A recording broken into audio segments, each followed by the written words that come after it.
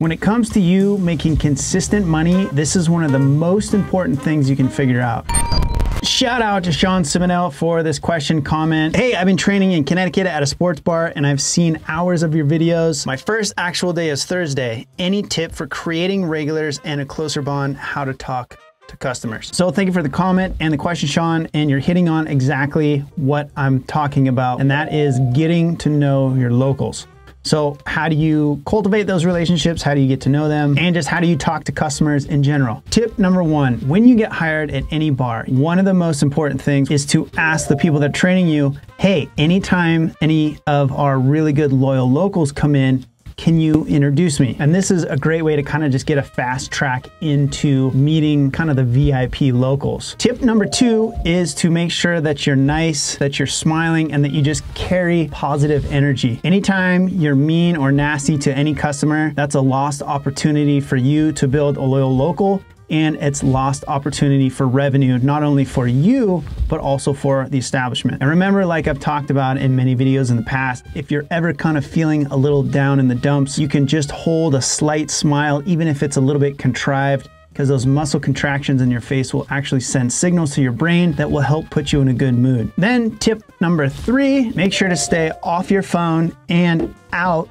of the back. So when I say the back, I mean the back bar that's out of the area where customers can see us. It's real easy once you get kind of comfortable and bored on those maybe slower shifts, just kind of float around and get caught in the back talking to your coworkers, and you don't even realize that somebody might come sit out front and you may be neglecting them for 5-10 minutes or more. Or if you have someone sitting at your bar, you don't want to disappear in the back and then have somebody need something out front and you not be there to serve them. Tip number four is get to know the basic information about your locals. Try to ask them their name. Obviously, you're going to get what their drink is and possibly the type of food that they order on a regular basis. Now, a trick to remembering somebody's name is to try to repeat it back to them 3 times during the transaction. For example, let's say if I hadn't met my wife, she came and sat down at the bar and she introduced herself. Her name is Heidi. I would say, hey, Heidi, nice to meet you. My name's Jason. I just started bartending here. You know, do you come in here very often? And you kind of start the conversation. Once you get them set up and they're kind of hanging out,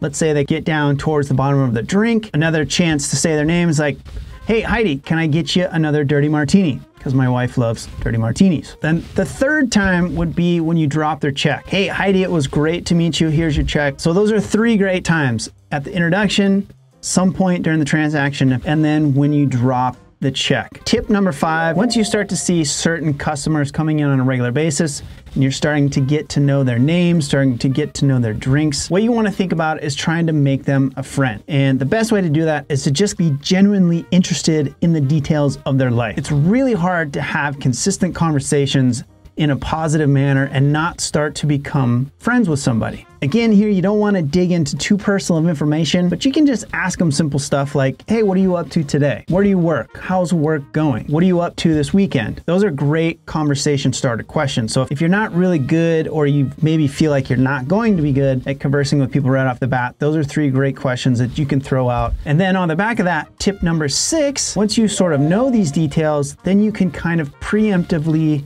take care of them. So let's say Heidi's coming in every week. She gets the same dirty martini every time she comes in. I can get to the point where I see her come in and sit down and like, hey, what's up, Heidi? Can I get you a dirty martini? Like, I had some locals that were so habitual about stuff that I would see them come in. I didn't even need to ask them what they wanted. I would just make them a drink and put it down in front of them. And this is something you don't really want to do unless you really know that that's what they have every time they sit down. Because if you're not quite at that level and you sort of guess a little bit prematurely and you put it down like, oh no, sorry, I can't. I got a meeting right now. Then that's not good, because then we got to toss that drink out. But it is something that if you do know those specific details and you have customers that come in and order stuff like clockwork, then go ahead and take care of them. Once you have this rapport and this relationship that you've started to build with your locals, tip number 7 is do them favors. Now, favors could be just making introductions with other customers around you. Other way to do favors is if their phone is dying, like, hey, I got you. Let me see that thing. And then of course, the ultimate favor is to buy them a drink. This is one that people can kind of jump to real easy, that you got to be careful with, that if you do it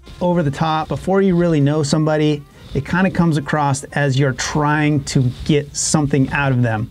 Like you're trying to get a good tip, or you're trying to win their favor. Totally cool to buy drinks for people. You're going to do it all the time. But especially when you're brand new, wait till you kind of get the feel of everyone. You don't want to be going into your first shifts and just buying everybody a bunch of drinks. That's not going to look good. Another loyal viewer, Lee Leland, had this comment, mentioned a few weeks ago to some of my locals that I do a joke of the day. I was off today and I had 6 calls this evening wanting a joke. I love my regulars. There you go. Once you have those relationships, they will legitimately be your friends. And if you're not there and you're usually there, then they'll be sad that you're not there. But that's a great reminder, Lee. Thank you, that every good bartender needs some good jokes. If you want to see another video that I did a while back about some great walks into a bar jokes, then check out this video right here. And thank you for watching. This has been another edition of Making You a Bartending Pro. My name is Jason. I'll see you again soon. Cheers.